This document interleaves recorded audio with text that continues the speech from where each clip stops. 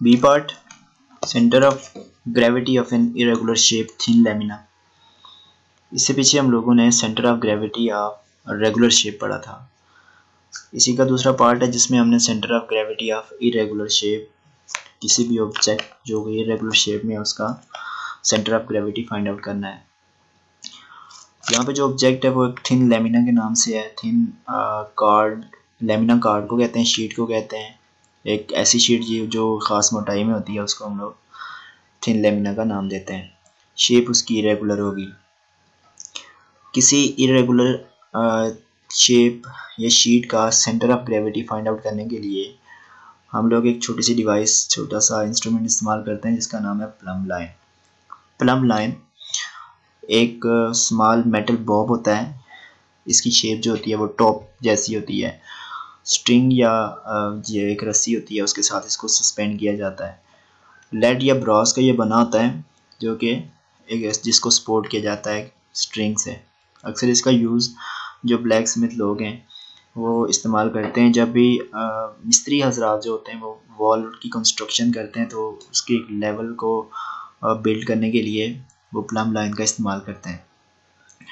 तो पहला कॉन्सेप्ट क्या हमारे पास आया कि किसी रेगुलर शेप थिन लैमिना का centre of gravity find out करने के लिए प्लम लाइन इस्तेमाल किया जाता है। प्लम लाइन क्या चीज़ होती है? एक मेटल बॉब होता है जो लेड या ब्रॉस से मिलकर बना होता है, जिसको एक स्ट्रिंग के साथ सपोर्ट किया जाता है। जैसे ही हम लोग इस प्लम लाइन बॉब को सस्पेंड करते हैं किसी स्ट्रिंग के साथ, तो ये क्या होता है, एक वर्टिकल डायरेक्शन में रेस्ट पोजीशन में आ जाता है और इसका जो वेट होता है वो वर्टिकली डाउनवर्ड एक्ट करता है। अगर इसका वेट वर्टिकली डाउनवर्ड करे तो वो उसकी एक खास स्टेट होती है जिसको हम रेस्ट स्टेट का नाम देते हैं। और इस स्टेट में क्या होता है, centre of gravity of the Bob is exactly below the it's point of suspension. जिस जगह पे हमने प्लम लाइन को सस्पेंड किया हुआ है बिल्कुल उसकी डाउनवर्ड पोजीशन पर एक खास जगह पर सेंटर ऑफ ग्रेविटी होगा किसी भी शीट वगैरह का या इरेगुलर शेप का। रिपीट करता हूँ इस पैराग्राफ को। टॉपिक वही था, centre of gravity of symmetrical object, उसी का दूसरा पार्ट है। सिमेट्रिकल ऑब्जेक्ट में रेगुलर ऑब्जेक्ट्स आते हैं और जो दूसरे होते हैं वो इरेगुलर ऑब्जेक्ट्स होते हैं। यहाँ पे हमारे पास जो इरेगुलर ऑब्जेक्ट है वो एक शीट है, इसका नाम थिन लैमिना है। उसका सेंटर ऑफ ग्रेविटी हमने फाइंड आउट करना है। प्लम लाइन इस्तेमाल किया जाएगा। प्लम लाइन को हमने सस्पेंड करना है इसके पॉइंट ऑफ सस्पेंशन पे, जहाँ पे ये रेस्ट पोजीशन में आ जाएगा। उसकी बिल्कुल वर्टिकली डाउनवर्ड पोजीशन पर क्या होगा, एक इरेगुलर शेप का सेंटर ऑफ ग्रेविटी होगा। एक्सपेरिमेंट स्टार्ट करते हैं। एक थिन लैमिना इस तरह से एक शीट है, उसकी एक इरेगुलर शेप है, इसका हमने centre of gravity find out करना है। सबसे पहले हमने क्या किया है कि रेगुलर पीस ऑफ कार्डबोर्ड लिया, होल्स बना दिए ए, बी एंड सी। इस शीट पर जब हम लोग होल बनाकर ए पॉइंट पर एक नेल को फिक्स करेंगे, इसके साथ प्लम लाइन को सस्पेंड कर देंगे, तो क्या करेगा, थोड़ी देर के लिए जो इरेगुलर शेप शीट है ये स्विंग करेगी about it's point of suspension. इस मेटल बॉब के या प्लम लाइन की पोजीशन के अराउंड कार्डबोर्ड थोड़ी देर के लिए स्विंग करेगा। उसके बाद ये बिल्कुल रेस्ट पोजीशन पर आ जाएगा।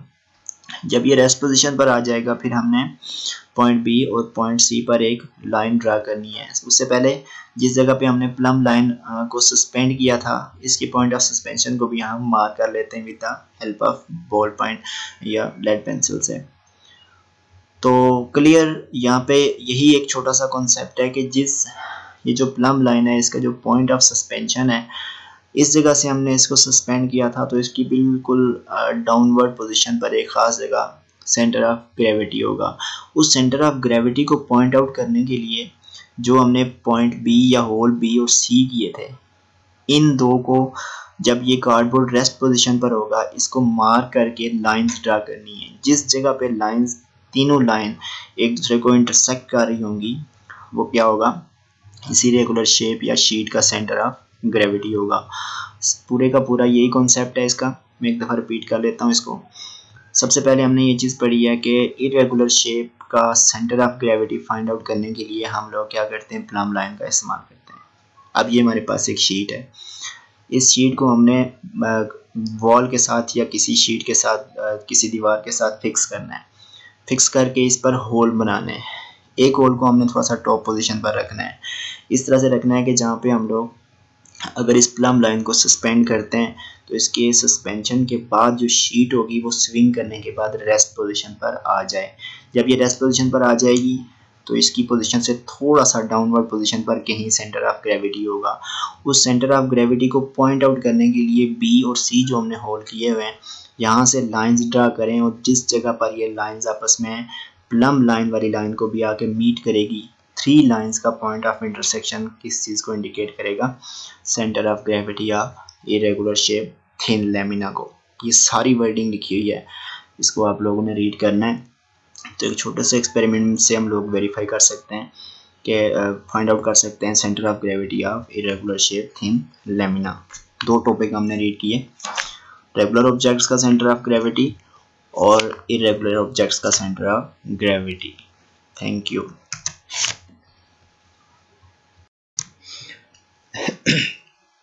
Welcome back. रिपीट करते हैं प्रीवियस लेक्चर को। टर्निंग इफेक्ट ऑफ फोर्स मैंने कहा था टॉर्क के इक्वल है। फोर्स और मोमेंट आर्म का प्रोडक्ट टॉर्क के इक्वल होता है। मैथमेटिकल फॉर्म में फोर्स मल्टीप्लाई परपेंडिकुलर डिस्टेंस लिख दिया टॉर्क के इक्वल। ऐसे यूनिट हमने डिस्कस किया न्यूटन मीटर के इक्वल था। पॉइंट नंबर 2 में what are the factors upon which torque और moment of a force of a body depend. So there were 2 factors on which torque और moment of force were depend. तो वो force और moment arm के equal था।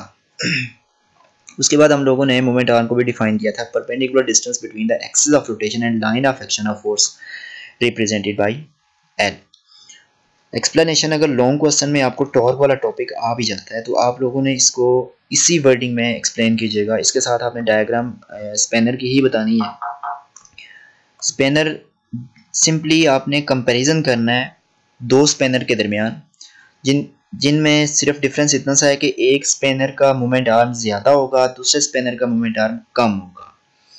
Line of action of force आपने represent करनी है और सिंपली हमने ये बताना है कि जिस स्पेनर का मोमेंट आर्म ज़्यादा होगा उसमें ज़्यादा टर्निंग इफेक्ट प्रोड्यूस होगा as compare to that spanner जिसका मोमेंट आर्म कम होगा उसमें टर्निंग इफेक्ट भी कम प्रोड्यूस होगा।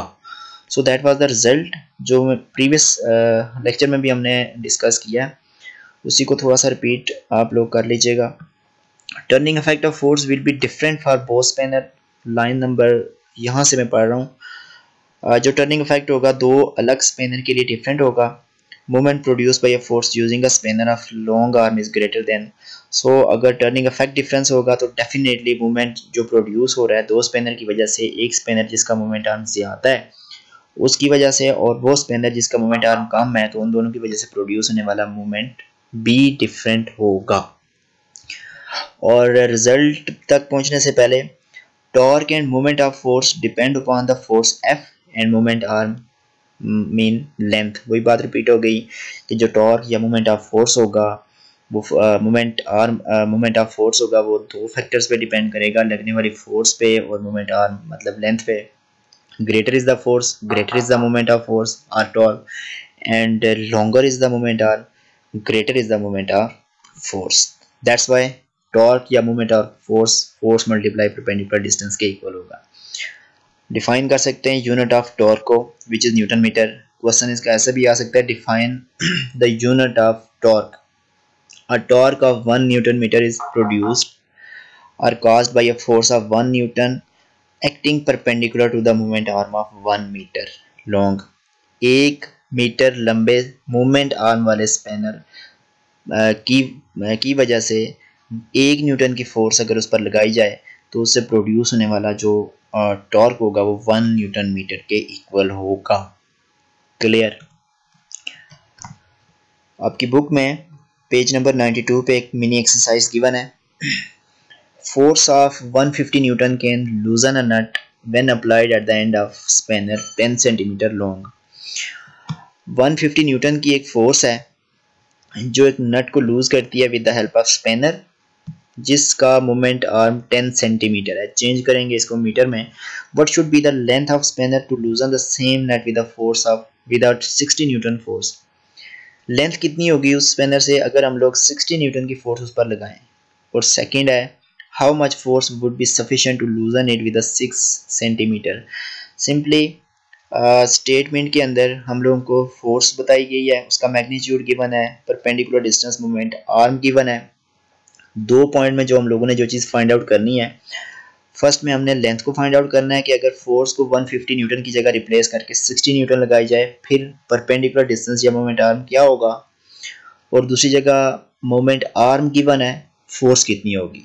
सिंपली हमने इस स्टेटमेंट से पहले सबसे पहले हमने टॉर्क को फाइंड आउट करना है। जब आपके पास टॉर्क आ जाएगा तो 1 और 2 के अंदर पूछे जाने वाले कॉन्सेप्ट को हम लोग फाइंड आउट कर सकते हैं। डाटा आप लिख लीजिए, फोर्स 150 न्यूटन है, मूवमेंट आर्म 10 सेंटीमीटर है, 1 सेंटीमीटर इसको अगर हम चेंज करेंगे मीटर में तो डिवाइडेड बाई 100 कर देंगे, 0.1 मीटर के इक्वल हो जाएगा। लेंथ ऑफ स्पेनर हमने फाइंड करनी है अगर फोर्स 60 न्यूटन हो, फोर्स फाइंड करनी है अगर लेंथ 6 सेंटीमीटर हो। तो formula torque is equal to force multiply moment arm. इसी स्टेटमेंट से फोर्स की जगह लगाएं 150 न्यूटन, परपेंडिकुलर डिस्टेंस मतलब मोमेंट आर्म की जगह लगाएं 0.1 मीटर, तो ये आपस में मल्टीप्लाई होकर 15 न्यूटन मीटर के इक्वल हो जाएगा। मतलब ये हुआ 150 न्यूटन की फोर्स 10 सेंटीमीटर लॉन्ग स्पेनर से जो लगाई जा रही है वो 15 न्यूटन मीटर का टॉर्क प्रोड्यूस करती है। इसी चीज़ से हम लोग लेंथ ऑफ स्पेनर निकाल सकते हैं अगर फोर्स 60 न्यूटन हो। यही वाला formula torque is equal to force multiply moment arm. Force की जगह 60 न्यूटन लगाते हैं, टॉर्क की जगह 15 न्यूटन मीटर लगाएंगे तो आपके पास परपेंडिकुलर डिस्टेंस फाइंड आउट हो जाएगा। नेक्स्ट स्टेप में 15 newton metre 60 newton multiply moment arm repeated step है।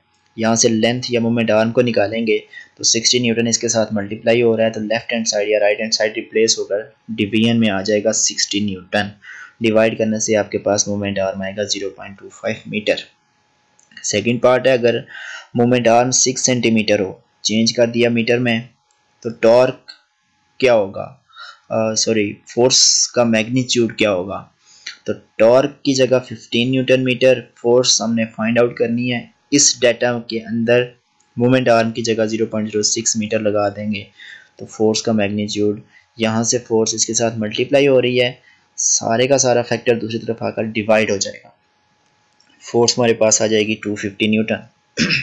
एग्जाम्पल 4.3 है, एक मैकेनिक नट को टाइट कर रहा है बाईसाइकिल के 15 सेंटीमीटर लॉन्ग स्पेनर की मदद से, 200 न्यूटन की फोर्स उस पर वो एक्सर्ट कर रहा है। टॉर्क हमने फाइंड आउट करना है जो इस नट को टाइट करने के लिए हेल्पफुल होगा। सेंटीमीटर को मीटर में चेंज कीजिए, फोर्स का मैग्नीट्यूड गिवन है 200 न्यूटन में, और डाटा में इसको लिख लिया। Torque is equal to force multiply perpendicular distance है, फोर्स की जगह 200 न्यूटन, मोमेंट आर्म की जगह 0.15 मीटर। तो 15 सेंटीमीटर लॉन्ग स्पेनर की वजह से 200 न्यूटन की फोर्स एक्सर्ट होने की वजह से जितना टॉर्क प्रोड्यूस हो रहा है वो 30 न्यूटन मीटर के इक्वल होगा। कंप्लीट हुआ टॉर्क वाला टॉपिक।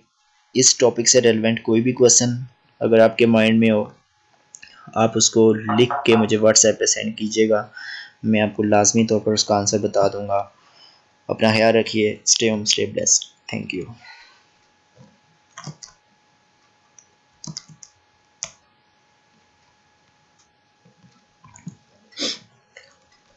अस्सलाम वालेकुम dear students, chapter number 4, topic torque और movement of force. Turning effect of force को डिस्कस करते हैं। सबसे पहले छोटी सी कॉमन सी स्टेटमेंट है, डोर हर एक घर का हिस्सा है। जब हम लोग इसको ओपन करते हैं या क्लोज करते हैं, हम क्या कर रहे होते हैं, इसको ओपन या क्लोज करने के लिए या तो इसको पुश कर रहे होते हैं या इसको पुल कर रहे होते हैं। पुशिंग एंड पुलिंग जो होती है वो डोर को एक लाइन के गिर्द रोटेट करवाती है, जिसको हम लोग कहते हैं कि एक टर्निंग इफेक्ट प्रोड्यूस होता है अबाउट अ लाइन और axis. This is called turning effect of force. Repeat करता हूँ, जब हम लोग किसी डोर को ओपन करते हैं या क्लोज करते हैं तो pushing and pulling turning effect को प्रोड्यूस करती है। इसको हम कहते हैं टर्निंग इफेक्ट ऑफ फोर्स। और ये जो टर्निंग इफेक्ट ऑफ फोर्स होती है ये एक लाइन या एक्सिस के गिर्द होती है। छोटी सी स्टेटमेंट थी। फोर्स के टर्निंग इफेक्ट को समझने के लिए हमारे पास हेल्पफुल थी। Other example of turning effects are turning pencil in sharpener. जब हम लोग किसी पेंसिल को शार्पनर में डाल के उसको शार्प कर रहे होते हैं, उस तरह से भी हम फोर्स उस पर लगाते हैं और ये भी टर्निंग इफेक्ट प्रोड्यूस होता है। इसी तरह से turning stop cock of water tap, ये भी टर्निंग इफेक्ट की एक एग्जांपल है। टर्निंग डोर नॉब, ये हम लोगों ने इसमें भी स्टेटमेंट में पढ़ लिया है। जनरल सा एक कॉन्सेप्ट था टर्निंग इफेक्ट ऑफ फोर्स का। टर्निंग इफेक्ट ऑफ फोर्स को एक्सपेंड करते हैं। सबसे पहला छोटा सा एक कॉन्सेप्ट है रिजिड बॉडी का। रिजिड बॉडी क्या होती है और एक्सिस ऑफ रोटेशन के दरमियान हमने डिफरेंस करना है। लिखा हुआ है body composed of large number of small particles if the distance between all pair of particles do not change by applying force, such a body is called rigid body.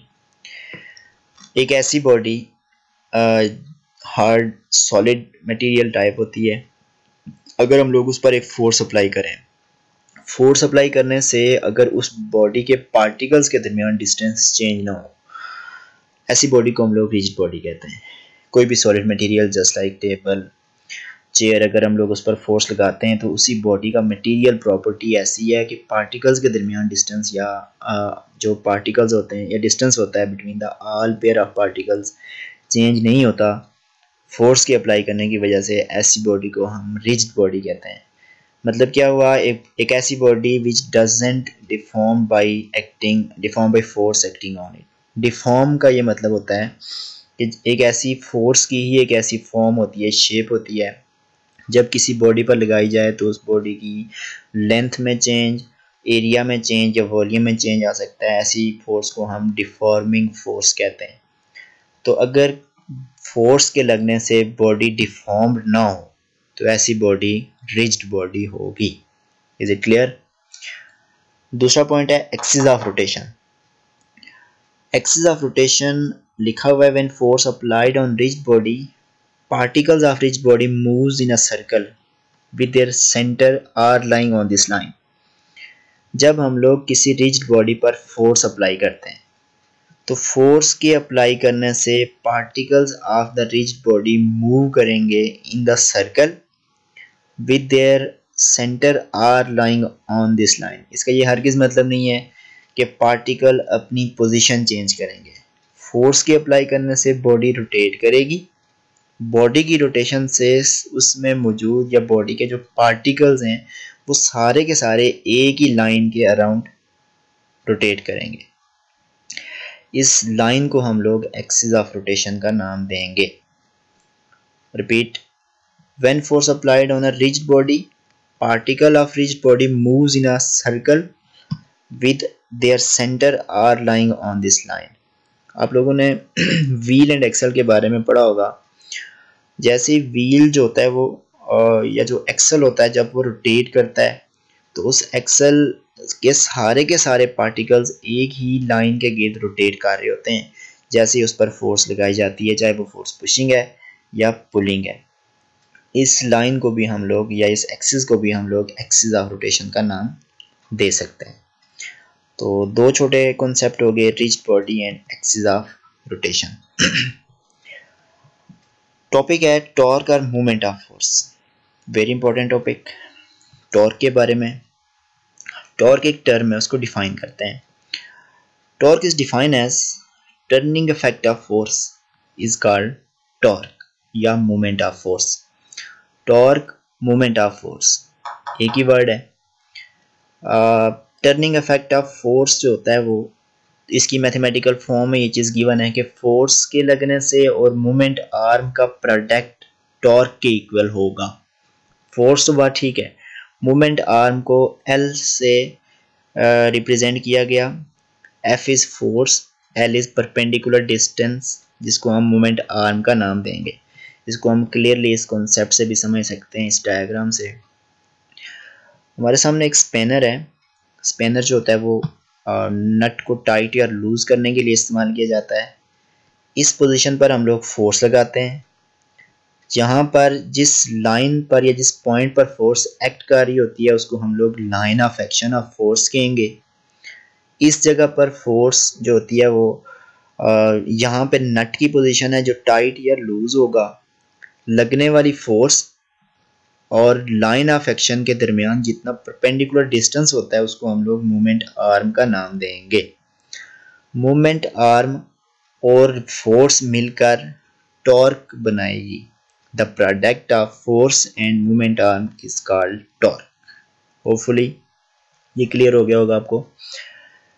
Unit force का unit Newton, perpendicular distance है, metre unit होगा, तो combined unit torque का हो गया Newton metre.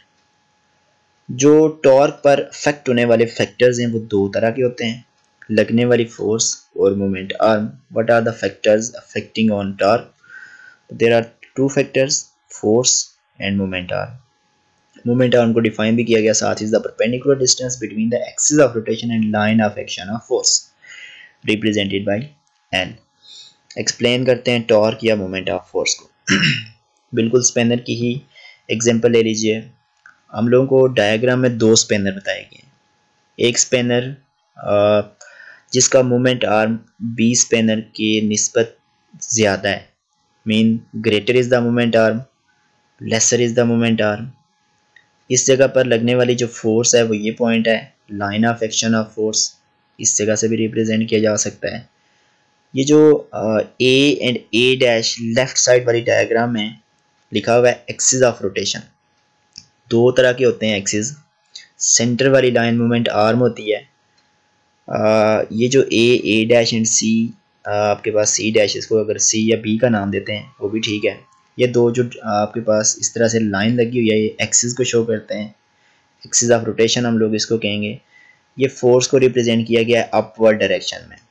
अगर यहाँ पर फोर्स एक्ट इस पॉइंट पर कर रही है लेकिन जो इसका रिएक्शन है वो यहाँ पे हो रहा है, तो इसको हम लोग कहेंगे ये line of action of force है, जिस जगह पर हम लोग फोर्स लगा रहे हैं और अमल करने वाली जो फोर्स है, लगने वाली फोर्स पॉइंट के दरमियान जितना परपेंडिकुलर डिस्टेंस है वो मोमेंट आर्म के इक्वल होगा। तो हम लोग टॉर्क को एक्सप्लेन करने जा रहे थे। टॉर्क को एक्सप्लेन करने के लिए मैंने आपको बताया डायग्राम में दो आपके पास स्पेनर हैं, नट को टाइट और लूज करना है, तो हम लोग सिर्फ इसी को डिफरेंशिएट करेंगे और टॉर्क को एक्सप्लेन करेंगे। रीड करता हूँ थोड़ा सा एक्सप्लेनेशन में। When we lose or tighten the net, we use spanner. Line along which a force act is called line of action of force. A spanner having long moment arm helps us to do it greater easy than the one having short arm. एक ऐसा spanner जिसका moment arm ज़्यादा होगा और एक ऐसा spanner जिसका moment arm short होगा, तो ज़्यादा टर्निंग इफेक्ट कौन से वाले स्पेनर में प्रोड्यूस होगा? डेफिनेटली एक ऐसा स्पेनर जिसका मोमेंट आर्म ज़्यादा होगा वो ज़्यादा टर्निंग इफेक्ट प्रोड्यूस करेगा as compare to that spanner which has short moment arm. Repeat करता हूँ, moment arm having large perpendicular distance or moment arm, spanner having large perpendicular distance. अस्सलाम वालेकुम। टॉपिक का टाइटल है principle of movements, chapter number 4। Movements का principle define करते हैं। A body is balance if the sum of clockwise movement acting on the body is equal to sum of anti clockwise movements. दो तरह के movements हैं। एक body को हम बैलेंस कर सकते हैं कब? जब बॉडी पर क्लॉकवाइज मूवमेंट लगने वाला जो क्लॉकवाइज मूवमेंट है वो एंटी क्लॉकवाइज मूवमेंट के इक्वल होगा। अगर स्टेटमेंट की आपको समझ आ गई है, वंस अगेन मैं इसको रिपीट कर लेता हूँ। A body is balance if the sum of clockwise movements acting on the body is equal to sum of anti clockwise movements. दो तरह के मूवमेंट्स हैं। हमने एक बॉडी को बैलेंस करना है वेज के ऊपर रखकर या किसी भी चीज़ के ऊपर रखकर कि बॉडी पर लगने वाला जो क्लॉकवाइज मूवमेंट है वो एंटी क्लॉकवाइज मूवमेंट्स के इक्वल होगा। इसको मैं अब यहाँ से बता सकता हूँ। ये एक एग्जांपल, ये हमारे पास एक बॉडी है जिसको हम लोगों ने वेज के ऊपर प्लेस किया हुआ है। ये मीटर रूल है, वेज के ऊपर रखा हुआ है। इसकी ये राइट हैंड साइड है, जिस जगह पर इसका वेट यहाँ पर होल वेट इसका यहाँ वर्टिकली डाउनवर्ड एक्ट करता है। ये एक बॉडी का वेट W1 या W2 से इंडिकेट किया गया। इसका वेट है, वेट फोर्स होती है, लगने वाली फोर्स, और ये वाला मोमेंट आर्म, पूरा फोर्स और मोमेंट आर्म मिलकर एक टॉर्क बनाएंगे, मतलब मोमेंट ऑफ फोर्स बनाएंगे, और इसको हम नाम देंगे क्लॉकवाइज मोमेंट का। इसी तरह से लेफ्ट हैंड साइड पे पोजीशन O से लेकर A तक एक मोमेंट आर्म है, बॉडी का वेट वर्टिकली डाउनवर्ड एक्ट करता है, वेट फोर्स है तो लगने वाली force multiply moment arm torque के इक्वल होगा। टॉर्क मतलब मोमेंट ऑफ फोर्स है, या एंटी क्लॉकवाइज मोमेंट्स हम लोग इसको कह सकते हैं। अगर ये बॉडी बैलेंस है, मतलब clockwise moment anti clockwise moment के इक्वल है, तो इस तरह की कंडीशन प्रिंसिपल ऑफ मोमेंट्स के अकॉर्डिंग ली जाती है। This is the statement of principle of moments. तो डिफाइन कर लेते हैं क्लॉकवाइज मोमेंट्स और एंटी क्लॉकवाइज मोमेंट्स में क्या डिफरेंस है। लिखा हुआ है torque or movement of force which is produced by a force that turns the spanner in clockwise direction। अगर जब भी हम लोग स्पेनर का इस्तेमाल करते हैं, दो डायग्राम हमारे सामने यहाँ पे मौजूद हैं। अगर हमने किसी नट को टाइट करना हो तो हम लोग इस स्पेनर को यहाँ पर फोर्स लगाकर क्लॉकवाइज रोटेट करते हैं। जब हम लोग इस स्पेनर को क्लॉकवाइज रोटेट कर रहे होते हैं तो नट टाइट होता है। नट के टाइट होने से लगने वाली फोर्स और यहाँ पर line of action of force, मतलब जहाँ पे फोर्स एक्ट कर रही है उसके और लगने वाली फोर्स के दरमियान जितना डिस्टेंस होता है वो प्रिंसिपल मोमेंट आर्म के इक्वल होता है, प्रोड्यूस करेगा। इस तरह से प्रोड्यूस होने वाला टॉर्क जो होता है वो क्लॉकवाइज टॉर्क या क्लॉकवाइज मोमेंट के इक्वल होगा। तो सेंस कहाँ से समझ में आएगा? एक नट को टाइट करने के लिए जब हम लोग फोर्स लगाएंगे स्पेनर के ऊपर, तो फोर्स जो होती है वो क्लॉकवाइज डायरेक्शन में एक्ट करती है और इसकी वजह से प्रोड्यूस होने वाला मूवमेंट क्लॉकवाइज मूवमेंट के इक्वल होगा। इसी तरह से एंटी क्लॉकवाइज मूवमेंट इसका कन्वर्स होगा। In order to loosen the nut, जब हम लोग किसी नट को लूज कर रहे होते हैं तो हम लोग स्पेनर के ऊपर जो फोर्स लगाते हैं वो एंटी क्लॉक मतलब इनवर्ट डायरेक्शन में होती है, एंटी क्लॉकवाइज होती है।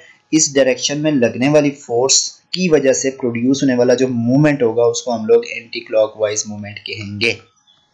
रिपीट करता हूँ, in order to loosen the nut we apply a force on the spanner in anti clockwise direction, the movement such movement produced in the anti clockwise direction is called anti clockwise movement.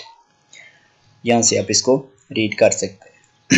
छोटे से topic में 3 definition, statement of principal of movements, what is meant by clockwise movement, what is meant by anti-clockwise movement। quick quiz है, can a small child play with a fat child on the seesaw, explain how। कि एक small child किसी fat child के साथ सीसा के ऊपर खेल सकता है। ये डायग्राम आपकी हेल्प करेगी, इसका आंसर अपनी वर्डिंग में भी आप बना सकते हैं। अगर एक फैट चाइल्ड है उसके दरमियान जहाँ पे ये जो बॉडी सीसा रखा हुआ है, अगर इसका मूवमेंट आर्म ज़्यादा होगा तो दूसरी तरफ जो स्मॉल चाइल्ड सीसा के ऊपर बैठा होगा उसके लिए बैलेंस करना इजी रहेगा। हमने पढ़ा था greater is the movement arm, greater will be the जो हमारे पास लगने वाली मतलब प्रोड्यूस होने वाला जो टॉर्क है वो मूवमेंट आर्म पे डिपेंड करता है। जितना ज़्यादा हम लोग मूवमेंट आर्म को इंक्रीज करते जाएंगे और जो बॉडी जो होती है अगर यहाँ पे फैट चाइल्ड है तो इजीली इस सीसा के ऊपर ये खेल सकते हैं। जितना हम लोग इस स्मॉल चाइल्ड को लगने वाली फोर्स या line of action of force के पास मतलब मूवमेंट आर्म को डिक्रीज करेंगे, कम से कम करेंगे, तो इस तरह से ये बैलेंस हो सकता है और एक लार्ज या फैट चाइल्ड जो होगा वो स्मॉल चाइल्ड की निस्बत या उसके साथ सीसा के ऊपर खेल सकता है। दूसरा क्वेश्चन है, टू चिल्ड्रन आर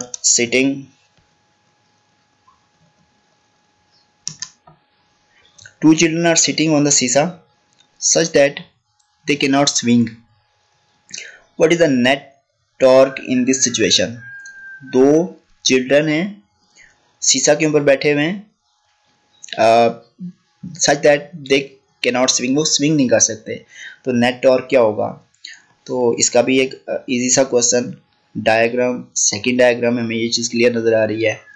अगर 2 चिल्ड्रन यहाँ पे बैठे हों नेट फोर्स या नेट रिजल्ट या net moment of force zero के इक्वल हो तो क्या होगा, नेट टॉर्क जो होगा वो भी जीरो के इक्वल ही होगा। मतलब क्या हुआ, अगर ये दोनों बॉडीज जैसा कि यहाँ पे लिखा हुआ है कि अगर वो स्विंग नहीं कर रहे, इसका मतलब ये हुआ कि नेट टॉर्क जीरो के इक्वल होगा। सिंपली आपने इसका आंसर क्या बताना है, when two children are sitting on the seesaw, whenever they will not swing, then the net torque acting on their body will be zero. Example 4.4. A meter rod is supported at its middle point O, as shown in fig. The block of weight 10 Newton is suspended at point B, 40 cm from O. Find the weight of the block that balance it at point A, which is 25 cm from the O. इस example को understand करने के लिए मैं आपको पहले छोटा सा एक कॉन्सेप्ट बता देता हूँ। यही एक बॉडी है जिसको मैंने यहाँ से ही कॉपी किया है, उसके साथ मैंने आप लोगों के लिए एक फॉर्मूला यहाँ पे एडिट कर दिया है। ये एक बॉडी है, मीटर रूल इसका नाम है, वेज के ऊपर इसको बैलेंस किया गया है। दो बॉडीज इस पर सस्पेंड की गई हैं, एक लेफ्ट हैंड साइड पे है और एक राइट साइड हमें यहाँ पे नज़र आ रही है। तो जो बॉडी बी है, इसका पोजीशन ओ से जो डिस्टेंस है उसको, या मोमेंट आर्म है उसको बी से रिप्रेजेंट किया गया। तो ये जो बॉडी का वेट है ये डाउनवर्ड एक्ट कर रहा है, तो इसलिए हम लोग इसकी वेट को भी यहाँ पे शो कर देते हैं, W2 से रिप्रेजेंट किया गया। लेफ्ट हैंड साइड पे एक दूसरी बॉडी या बॉडी ए है, इसका वेट W1 है, मोमेंट आर्म ओ ए के इक्वल होगा। अगर हम लोग ये वाला फॉर्मूला अप्लाई करें, जो क्लॉकवाइज मूवमेंट है फोर्स मल्टीप्लाई मोमेंट आर्म के इक्वल होता है। ये वाली साइड, इस साइड प्रोड्यूस होने वाले मूवमेंट को अगर हम लोग क्लॉकवाइज मूवमेंट कहते हैं, मतलब टॉर्क कहते हैं, टॉर्क T1, मैंने टॉर्क 1 का नाम दे दिया इसको। W2 मल्टीप्लाई मोमेंट आर्म मतलब OB के इक्वल होगा। फोर्स की जगह W2, मोमेंट आर्म OB के इक्वल इसका फॉर्मूला एडिट होगा। मतलब क्या हुआ, अगर हमें वेट दिया जाए या मोमेंट आर्म दिया जाए तो हम लोग क्लॉकवाइज मूवमेंट को हम लोग फाइंड आउट कर सकते हैं इस फॉर्मूले से। इसी तरह से यहाँ पर भी ये कंडीशन यहाँ पे सेटिस्फाइड है। एंटी क्लॉकवाइज मूवमेंट T2 मैंने रिप्रेजेंट कर दिया, W1 वेट, बॉडी का वेट है W1 और OA मूवमेंट आर्म है। न्यूमेरिकल को अंडरस्टैंड करने के लिए ये कॉन्सेप्ट बड़ा आसान है। इसी को यहाँ पे अप्लाई करते हैं। इस डायग्राम में उसने कुछ चीज़ें यहाँ पे हाईलाइट की हुई है, वो मैं यहाँ से इस एग्जांपल से बता देता हूँ। मीटर रॉड को सस्पेंड किया गया एक मिडल पॉइंट O से। Block of weight 10 newton is suspended at point B। B point के ऊपर जो ब्लॉक है इसका वेट गिवन है, तो यहाँ पे हम लिख देंगे W2 विच इज़ 10 न्यूटन। ये W2 है, ये W1 है। अपनी बुक पे भी आप इसको टैली कर सकते हैं, एग्जाम्पल 4.4 है। तो W1 नहीं दिया हुआ और W2 दिया हुआ है। दूसरी चीज़, block of weight 10 newton is suspended at point B 40 centimetre from O। ये वाला जो ब्लॉक है ये पॉइंट O से 40 सेंटीमीटर के डिस्टेंस पर है। मतलब क्या हुआ, जो मोमेंट आर्म गिवन है उसको इन्होंने रिप्रेजेंट कर दिया OB से, इस लाइन से। OB 40 सेंटीमीटर चेंज करते हैं इसको 0.40 मीटर में। जो मोमेंट आर्म और जो बॉडी A है जिसका वेट W1 है, उसका जो